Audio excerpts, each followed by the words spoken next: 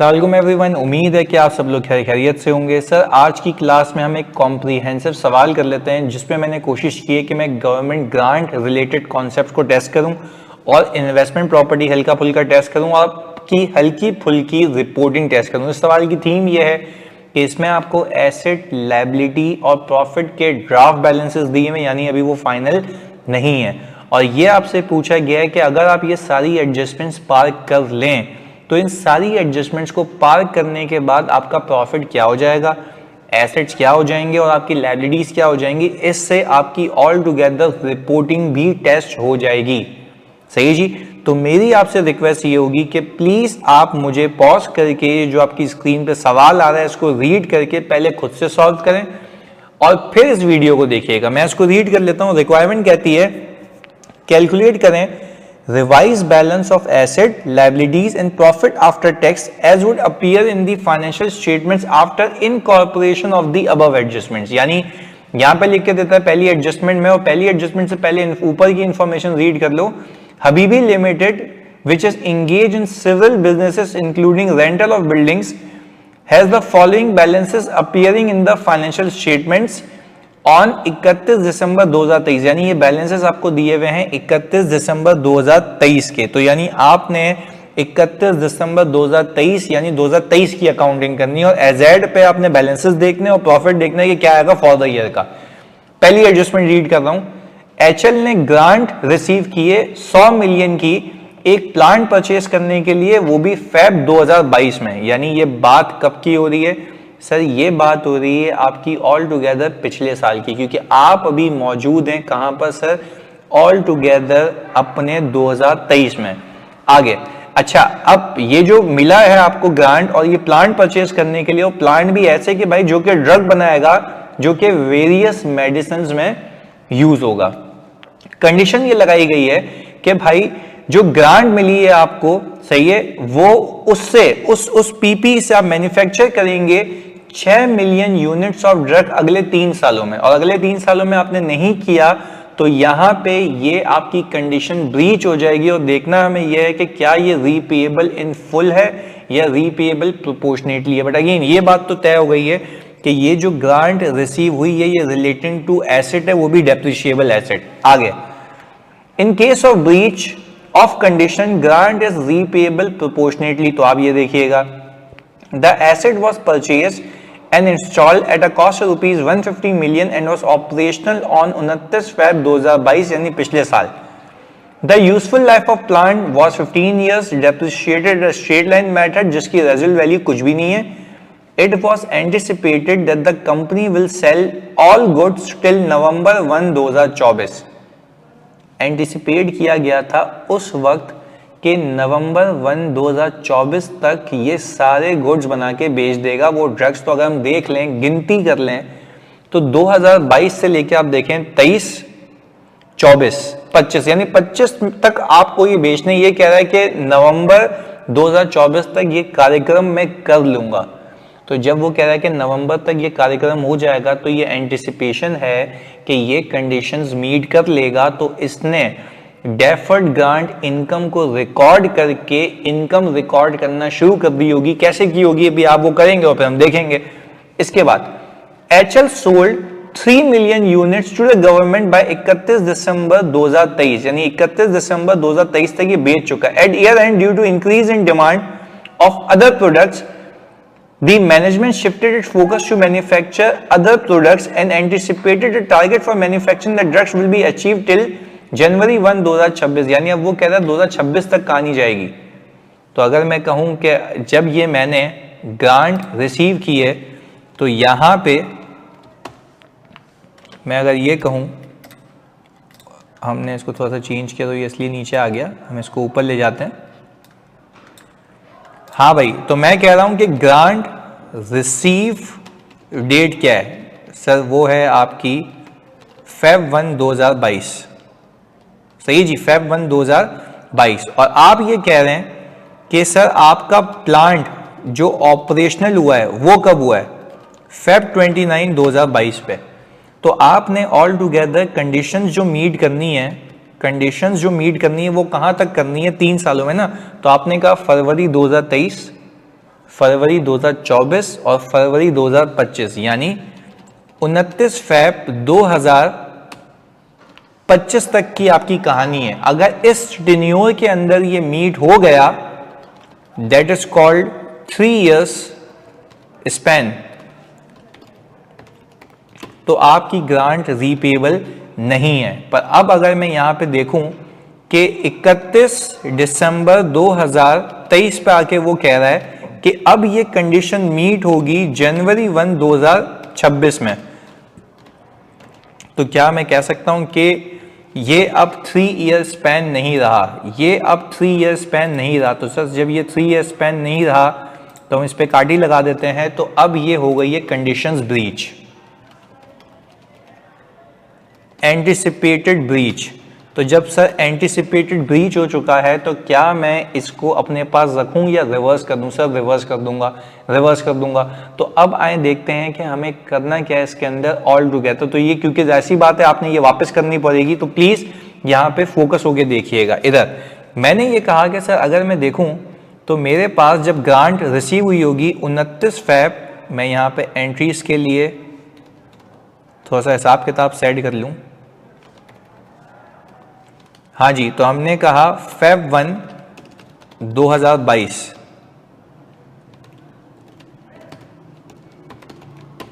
तो फेब 1 2022 को आपने कहा cash debit deferred grant income credit, कितने से भाई? आप सवाल में गए, आपने कहा 100 मिलियन रिसीव हुआ है। सही जी, 100 मिलियन आपको क्या हुआ है जी? रिसीव हुआ है।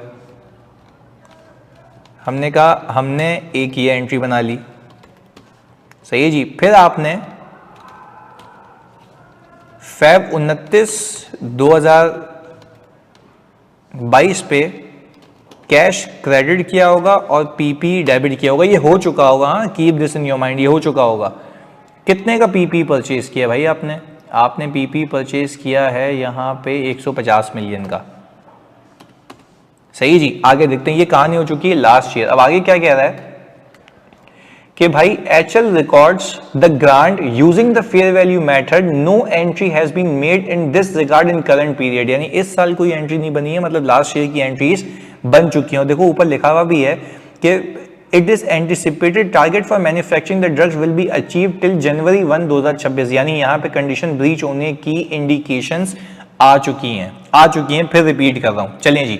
हमने ये कहा कि सर अब अगर मैं ऑल टुगेदर एक काम ये करूं कि मैं पहले वो एंट्री बना रहा हूं जो बन चुकी है ना, तो हमने कहा कि भाई 31 दिसंबर 2022 तक आपने डेप्रिसिएशन एक्सपेंस डेबिट किया होगा और प्लांट को क्रेडिट किया होगा। इस 150 मिलियन को 15 से डिवाइड करके, क्योंकि 29 फरवरी को ये रेडी हुआ है, तो आपने कहा कि भाई 2 महीने कटा दो, तो आप 10 महीने का डेप्रिसिएशन बुक कर लो, दैट इज 10।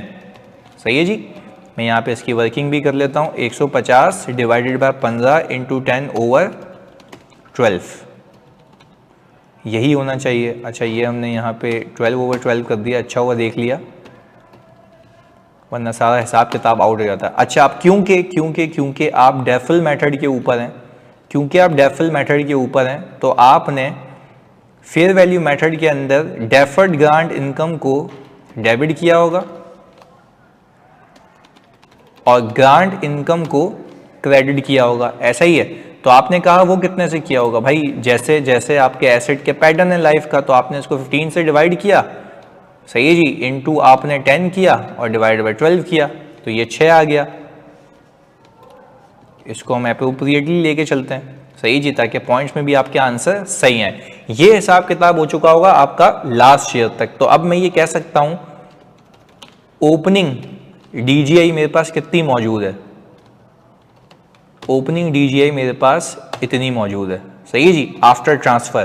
तो यहाँ पे साइड में लिख भी लेते हैं कि मैंने ऑल टुगेदर 100 में से मेरे बच्चों 5.56 माइनस किया है, ये अमाउंट आ गई, 5.56 माइनस किया, ये आपके सामने की बात है, चलें जी आगे।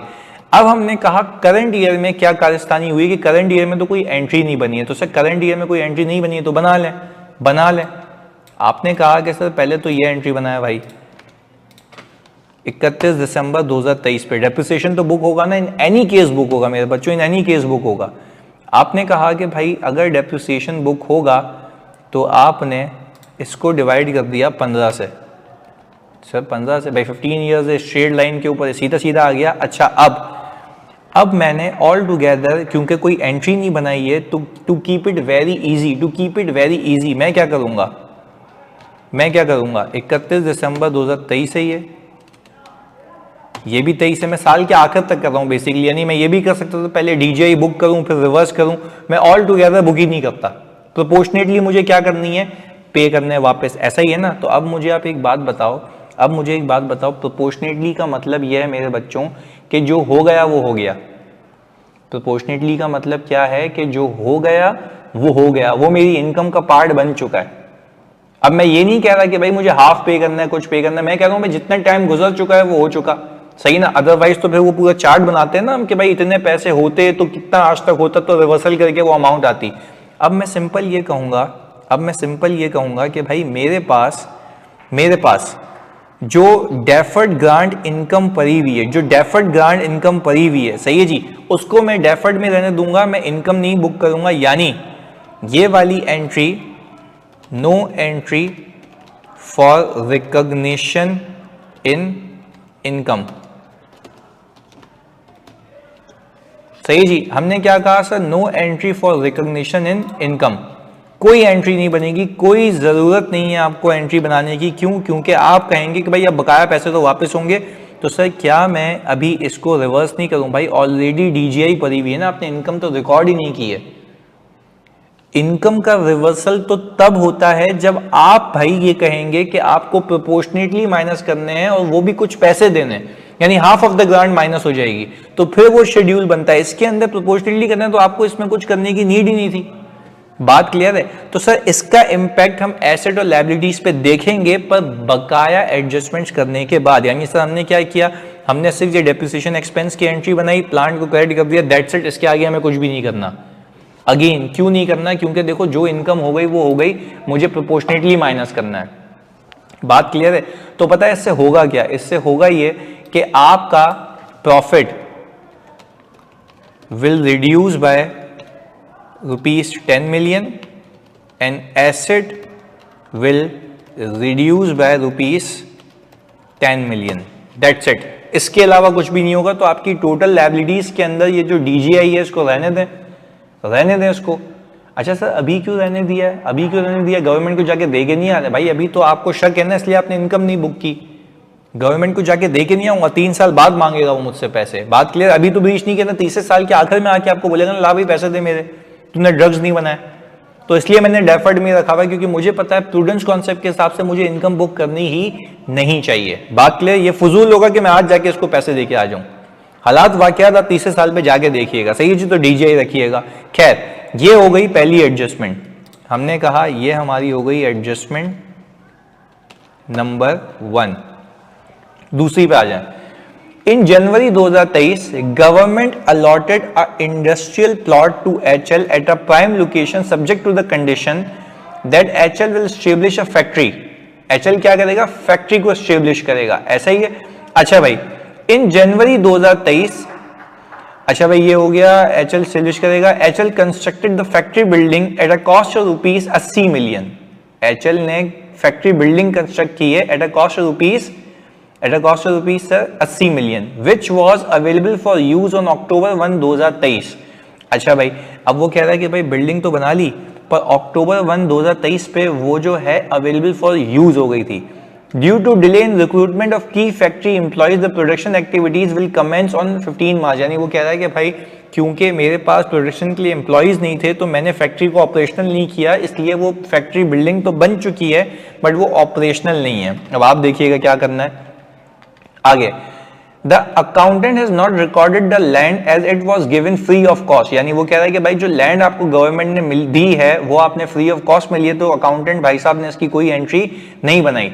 While the factory building is still appearing in the capital work in progress as production activities will commence। यानी भाई हमारे अकाउंटेंट भाई साहब ने उसको अभी भी कैपिटल वर्क इन प्रोग्रेस में रखा हुआ है ताकि वो डेप्रिशिएट ना हो, क्योंकि वो रेडी तो हो चुकी है, बट अकाउंटेंट का मानना यह है कि वो अगले साल ऑपरेशनल होगी तो डेप्रिसिएशन अगले साल से करूंगा। तो उसका कहना उस बेवकूफ का गलत है। डेप्रिसिएशन होता है अवेलेबल फॉर यूज होने से, अब चाहे आप उसको यूज करें या ना करें। अब वो तो आपका, अगर आपको एम्प्लॉय नहीं मिल रहा तो ये तो आपके ऑपरेशनल डेफिशिएंसीज है ना, इससे डेप्रिसिएशन का क्या ताल्लुक है। तो इस चीज को अपने भेजे में बैठा, तो इसमें एक गलती तो ये है। अच्छा भाई, the accountant has not recorded the land as it was given free of cost while the factory building is still appearing in capital work in progress as production activities will commence. ये हमने बात कर ली। The accounting policy of HL is to carry land and building at fair value. ऊपर plant की बात है तो हमने प्लांट को अलग रखा था। ये बोल रहा है कि भाई लैंड और बिल्डिंग किस पे कैरी होती है, फेयर वैल्यू पे, wherever permitted by IFRS. Fair value of land DVA January 1 पे, अक्टूबर पे और दिसंबर पे, सही है जी। और fair value of building DVA 31 December 2023 पे 65 मिलियन की। तो सर आए देखते हैं कि क्या हिसाब किताब है, आए देखते हैं। हमने कहा कि सर एडजस्टमेंट नंबर 2। अच्छा भाई, एडजस्टमेंट नंबर 2 के लिए हमने कहा भाई सबसे पहले तो आपने सर जो नहीं किया वो कर लें।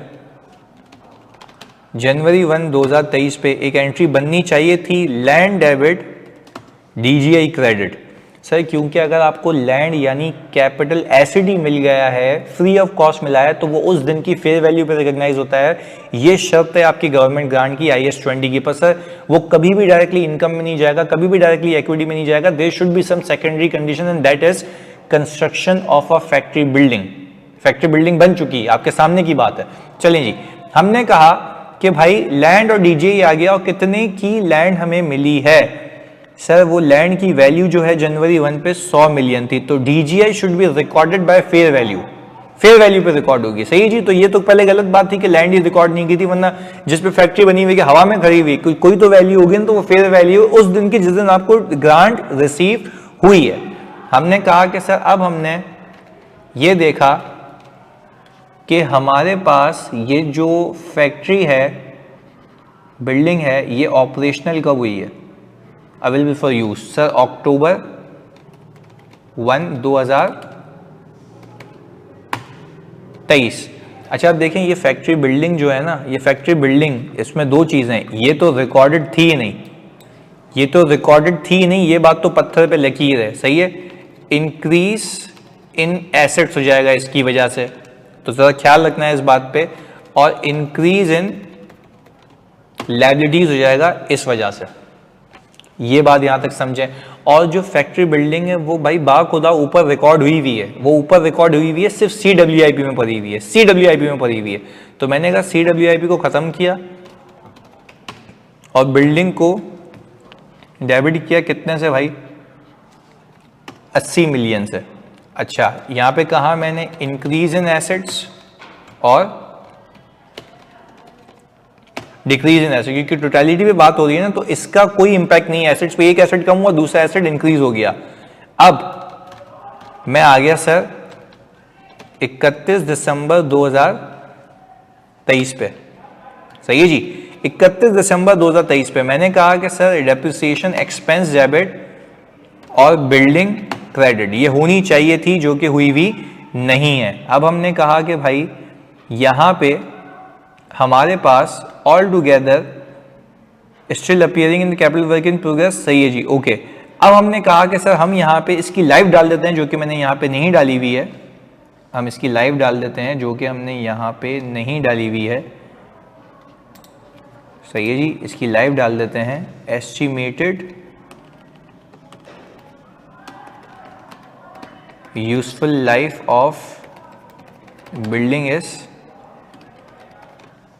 20 ईयर्स, सही है जी। देखो यहाँ पे ऑटोमेटिकली अपडेट हो गया। तो हमने कहा कि भाई 20 साल जब इसकी लाइफ है, 20 साल जब इसकी लाइफ है, तो हमने इसको डिवाइड किया 20 से, और अक्टूबर नवंबर दिसंबर 3 महीने का हमें डेप्रिसिएशन बुक करना चाहिए, दैट इज 1 मिलियन। अच्छा फिर हमने कहा कि भाई अब तो आप DGI को डेबिट करें और ग्रांट इनकम को क्रेडिट करें, क्योंकि आपने पैटर्न को मैच करना होता है। तो आपने DGI को डिवाइड किया 20 से इंटू 3/12, तो ये आ गया 1.25, एग्जैक्ट है, ओके। अच्छा, अब हमने कहा कि भाई इससे डिक्रीज इन प्रॉफिट हो जाएगा और डिक्रीज इन एसेट हो जाएगा, सही जी। इससे हमने डिक्रीज इन लायबिलिटी करना है और इंक्रीज इन प्रॉफिट करना है, क्योंकि अगर ये आपको नहीं पता है चीजें तो आप ऊपर कभी भी उसके एक्सट्रैक्ट्स नहीं बना पाएंगे। ये तो यहां तक की कहानी होगी मेरे बच्चों, कहानी यहां खत्म नहीं होती है। अब फेयर वैल्यूएशन है, फेयर वैल्यूएशन है क्योंकि वो लिख के दे रहा है ऊपर कि भाई यहां पर फेयर वैल्यू पे कैरी होता है। अच्छा, फेयर वैल्यू ऑफ लैंड जो है मेरे पास यहां पर रिपोर्टिंग डेट पे 118 की है, 118 की है, तो मैंने कहा यहां पर 31 दिसंबर पे, सही जी, लैंड डेबिट और रीवैल्यूएशन सरप्लस क्रेडिट कितने से भाई, हमने कहा 100 मिलियन पे हूं, 118 मिलियन पे जाना है, तो मैंने कहा कि भाई आपका 18 मिलियन का गेन आ गया। सर सरप्लस क्यों भाई, पीपी है, पीपी है, इन्वेस्टमेंट प्रॉपर्टी तो नहीं है। अब हमने कहा कि आ जाएं जी इधर, कैरिंग अमाउंट ऑफ बिल्डिंग कितनी आ रही है भाई, कैरिंग अमाउंट ऑफ बिल्डिंग आपकी आ रही है 80 पे, आपने कैपिटलाइज किया था, इतने से आपने डेप्रिशिएट किया था, आपने कहा फेयर वैल्यू, सवाल में जाके देखा मैंने, सवाल में जाके देखा मैंने तो 65 मिलियन की आ रही है। अच्छा भाई, तो आपने यहाँ से यहाँ तक का फेयर वैल्यू लॉस बुक कर लेना पीएनएल में, because you don't have any surplus. तो आपने कहा fair value loss in PNL और बिल्डिंग क्रेडिट कितने से भाई, 14 मिलियन से। ये आपके प्रॉफिट को डिक्रीज करेगा, सही है जी, डिक्रीज इन प्रॉफिट और डिक्रीज इन एसेट, ये इंक्रीज इन एसेट और नो इम्पैक्ट ऑन प्रॉफिट क्योंकि डायरेक्टली इक्विटी में जाएगा। I hope this is clear. ये प्योर रिपोर्टिंग का सवाल है जिस पे आपको देखना है कि क्या क्या चल रहा है। खैर, अगले पड़ाव पे आते हैं हम। अब वो कह रहा है कि HL a company purchase 3 story building on January 1, 2023, यानी साल के शुरू की बात है। 60 मिलियन की 3 स्टोरी बिल्डिंग है, मतलब अगर एक फ्लोर की कीमत अब इक्वली लगाएं तो 20 मिलियन बनती है। The building has a useful life of 10 years. Immediately after the purchase, HL created its administration office on the first floor. यानी पहले पे खुद समा गया वो, यानी 20 मिलियन तो पीपी में डाल दो। Since HL had excess space, decided to rent out the second floor with a monthly rental of 600,000 receivable annually in arrears. This rental agreement was deemed effective from April 1, 2023. HL also actively marketed the third floor and managed to sell it on July 1, 2023 for rupees 18 million. यानी 3 floors हैं जिसमें से एक आपकी, जो obviously अगर मैं बात कहूं कि भाई आपने उसको एक्टिवली मार्केट किया था बेचने के लिए, आपने उसको एक्टिवली मार्केट किया था क्या करने के लिए, बेचने के लिए, तो वो आपकी sort of you can say कि भाई इन्वेंट्री है, क्योंकि 3 फ्लोर है, आपने उसको शुरू से इन्वेंट्री की मद में रखा था कि आप उसको बेचेंगे। तो खैर आपने ये कहा कि भाई वो तो बिक चुका है। एचएल फॉलो पॉलिसी करता है इन्वेस्टमेंट प्रॉपर्टी को फेयर वैल्यू मॉडल पे रखने की। It is worth noting that the fair value of the building increase by 3 million every quarter, यानी हर क्वार्टर में उसकी वैल्यू 3 मिलियन से ग्रो हुई है। तो अब अगर मैंने कहा कि भाई एडजस्टमेंट नंबर 3 पे आ जाए सर, एडजस्टमेंट नंबर 3 पे आ जाए अगर, तो हमने कहा कि भाई एडजस्टमेंट नंबर 3 पे आप सबसे पहले, क्योंकि इसकी एंट्री नहीं बनी ना, तो जनवरी 1, 2023 पे आ जाए। तो आपने कहा कि भाई बिल्डिंग डेबिट कैश क्रेडिट, क्योंकि ये अब तक अकाउंट फॉर नहीं हुआ, कितनी है भाई, 60 मिलियन। अच्छा, आपने कहा इंक्रीज इन एसेट और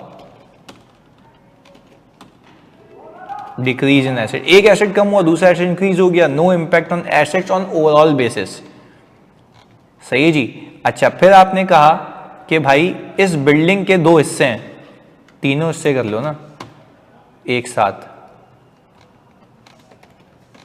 ताकि कंफ्यूजन ही ना हो। इन्वेस्टमेंट प्रॉपर्टी और इन्वेंट्री।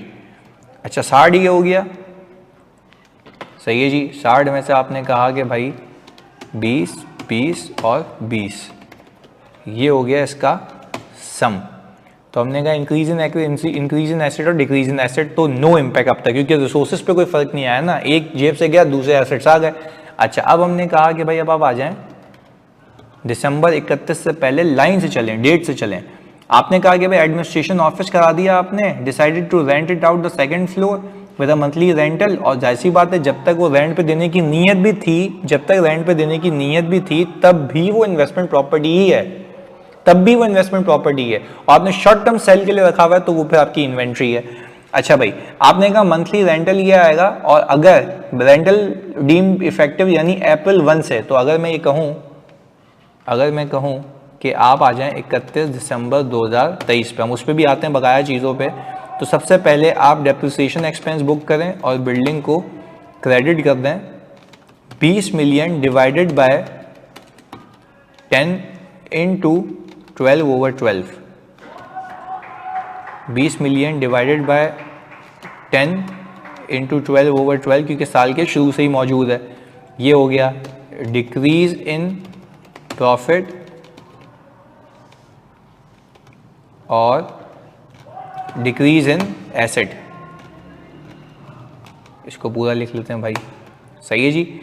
अच्छा, फिर आपने जो रेंटल अरेंजमेंट किया है, मेरे बच्चों, आपने वो रेंटल अरेंजमेंट में रेंट रिसीवेबल डेबिट और रेंटल इनकम क्रेडिट, क्योंकि एरियर में तो 6 लाख डिवाइडेड बाय आपने कहा 12, और अप्रैल मई जून जुलाई अगस्त सितंबर अक्टूबर नवंबर दिसंबर 9 महीने का आप अक्रूवल बुक करेंगे, 9 महीने का आप अक्रूवल बुक करेंगे। तो आपने कहा कि भाई 0.6 मिलियन डिवाइड बाय 12 इंटू 9/12, तो ये आपने अक्रूवल बुक कर लिया। क्यों? क्योंकि आपने कहा कि 6 लाख रुपए में से, अगर मैं सिंपल हिसाब किताब करूं तो आपने कहा 6 लाख रुपए में से अगर ये 12 महीनों का है तो मुझे 9 महीने, यहां पे भाई क्यों लगा रहा है, 6 लाख रुपए डिवाइड बाय 12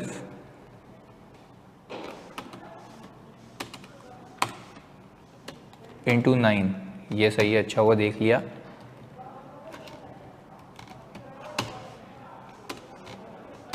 लाख रुपये साल का है डिवाइड बाय 12 इंटू 9, ये 9 महीने का आपने अक्रूवल बुक कर लिया। क्यों? क्योंकि आपकी इनकम है बट आपको रिसीव होगी बाद में। तो आपने कहा increase in asset and increase in income यानी प्रॉफिट, ये भी कहानी हो गई। अच्छा, अब देखें सर, क्योंकि आपकी पॉलिसी है कि आप बिल्डिंग को भी फेयर वैल्यू पे रखते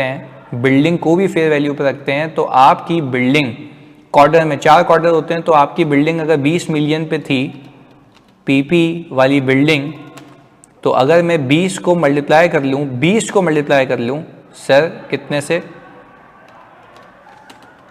3 4 12 से, तो 4 क्वार्टर्स में वो 12 मिलियन, इसको प्लस कर लेते हैं सीधा, सही है जी। तो हमने कहा कि भाई अगर मैं 3 को मल्टीप्लाई कर लूँ 4 से तो 12 आ गया, 12 में प्लस कर लूँ 20 तो मेरे पास आ गई फेयर वैल्यू 32 की, सही है जी। अच्छा, 32 मिलियन की फेयर वैल्यू है मेरे पास, तो मैंने कहा कि भाई मैं यहाँ पर बिल्डिंग पीपी को डेबिट करूँगा और रीवैल्यूएशन, अच्छा पहले तो कैरिंग अमाउंट निकालनी है, ये भी बेवकूफ़ी नहीं करनी। हाँ जी, हमारे पास जो यहाँ पे इन्वेस्टमेंट प्रॉपर्टी के बाद ये डेप्रिसिएशन है, कैरिंग अमाउंट ये रही, फेयर वैल्यू ये रही। तो आपने ऑल टुगेदर, क्योंकि कॉस्ट के कंपैरिजन में फेयर वैल्यू आपको लेके चलनी है ना, तो आपने कहा कि भाई आपने इतने का रीवैल्यूएशन सरप्लस बुक करना है, सही है जी। ये आपके पास कॉस्ट है, ये लिख देते हैं यहाँ पे, ये कॉस्ट है, ये इंक्रीज है। तो इनिशियल फेयर वैल्यू समझो ये थी 20 और इंक्रीज इतने का है, तो आपके पास फेयर वैल्यू ये आ गई। हिसाब किताब सीधा होना चाहिए। अच्छा, हमने कहा ये हो गया इंक्रीज इन पीपी और ये इंक्रीज इन इक्विटी है, तो इसका भी ऊपर वाले सवाल पे कोई ताल्लुक नहीं है। अच्छा भाई, रेंट हो गया, डेप्रिसिएशन हो गया, इन्वेंट्री हो गई। अब सर इन्वेंट्री को बेचेंगे तो पहले इन्वेस्टमेंट प्रॉपर्टी का हिसाब किताब कर लें। इन्वेस्टमेंट प्रॉपर्टी डेबिट और फेयर वैल्यू गेन क्रेडिट। अच्छा, फेयर वैल्यू गेन अगेन वैसे ही अगर हम देखें तो हमारे पास ये 32 है, तो हमारे पास यहाँ पे जो डिफरेंस आएगा वो 32 और 20 का आएगा। तो जैसे यहाँ पे 14 क्यों था भाई, डेप्रिसिएशन का इम्पैक्ट था ना, डेप्रिसिएट होके पे कैरिंग अमाउंट कम हो गई थी। यहाँ पे ये इन्वेस्टमेंट प्रॉपर्टी डेप्रिसिएट तो नहीं होती, वो तो डेप्रिशिएट नहीं होती, तो इसलिए हमने इसको अलग रखा। तो हमने कहा कि भाई ये हमारे पास इंक्रीज इन एसेट और इंक्रीज इन प्रॉफिट है, सही है जी। अच्छा, और जो आपने इन्वेस्टमेंट प्रॉपर्टी बेची है वो देख लें कब बेची है। वो कह रहा है कि भाई आपने मैनेज टू सेल किया है जुलाई 1 पे, यानी उसकी वैल्यू अगर इन्वेंट्री तो लोअर ऑफ कॉस्ट और एनआरवी पे मेजर होती है ना, तो आपने कैश डेबिट और सेल्स क्रेडिट किया होगा, सही है जी। कितने से आपने कहा 20 मिलियन की आपकी जो बेसिक वैल्यू थी वो ये थी, और आपने कहा 3 मिलियन से इंक्रीज हो रही है, तो 2 क्वार्टर्स है ना, हाँ जी 2 क्वार्टर्स है ना, तो ये 26 पे बेची होगी आपने, ऐसा ही है क्योंकि 2 क्वार्टर्स हैं आपके पास। अच्छा भाई, फिर आपने कहा कि आपने एक और एंट्री बनाई होगी COGS डेबिट और इन्वेंट्री क्रेडिट, उसकी डेट आप वही वाली कर लीजिएगा पीछे वाली, सही जी, कर ही लेते हैं, जुलाई 1 2023, जुलाई 1 2023 ये 20। तो आपके पास altogether increase in asset, सही है जी, और इन दोनों का नेट इंक्रीज इन प्रॉफिट आ जाएगा, सेल्स और इसका। बात क्लियर है? तो सर ये हो गया हमारा हिसाब किताब सारी एंट्रीज का। अब आप क्या करें, टोटल एसेट्स लिखें पहले, टोटल एसेट्स। अच्छा भाई, गिवन कितने मेरे बच्चों, गिवन है 14,500, सही जी। मैं यहाँ पे 14,500 लिख रहा हूँ, फिर एक साथ आप लोगों के लिए वहाँ पे कर लूँगा, प्लीज़ खाली आप फोकस होकर देखिएगा। 14,500 ये आ गया। अच्छा भाई, अब अगर मैं कहूँ कि यहाँ तक ये जो 2022 है इसमें गलती नहीं करना, 2022 की अकाउंटिंग हो चुकी थी, आपको पंचायत नहीं करनी थी, आपने यहाँ से शुरू करना था। आपने कहा कि भाई इससे तो मेरा पीपी 10 से कम हो जाएगा, आपके सामने मैंने ये कर लिया। प्रॉफिट की प्रॉफिट पे देखेंगे, मैंने कहा चलें ये हो गया, और देखें मैंने कहा ये हो जाएगा इंक्रीज इन एसेट, ये इंक्रीज इन एसेट, ये डिक्रीज इन एसेट, और इसके अलावा नहीं है, सही जी। आपके सामने देखें, खाली लिखा हुआ है, मुझे प्लस माइनस करना है। मैंने कहा ये हो गया मेरे पास इंक्रीज इन एसेट, सही जी, और ये आपने कहा डिक्रीज इन एसेट। अच्छा सर, इसके बाद मैंने कहा अगर इस पूरी एंट्री को मैं नहीं भी लूँ तो जितने से इंक्रीज है उतने से डिक्रीज भी है। पर चलें, अगर मैं आपको ये प्लस ये प्लस ये प्लस और ये माइनस, सही है जी, फिर आपने कहा ये माइनस, फिर आपने कहा ये इंक्रीज, क्योंकि टोटल एसेट्स हैं, हर रंगो नस्ल का एसेट है, फिर आपने कहा ये इंक्रीज, फिर आपने कहा ये इंक्रीज, फिर आपने कहा कि सर मेरे पास इतने से मेरा कैश आ गया और इतने से मेरी इन्वेंट्री चली गई, तो टोटल एसेट्स की वैल्यू आपकी आ रही है 14703.45। आप आराम से एक एक करके जॉट डाउन कीजिएगा, वो आ जाएगा। तो ये नंबर आपको चाहिए था जिसके नंबर हैं, सही, जिसके मार्क्स हैं।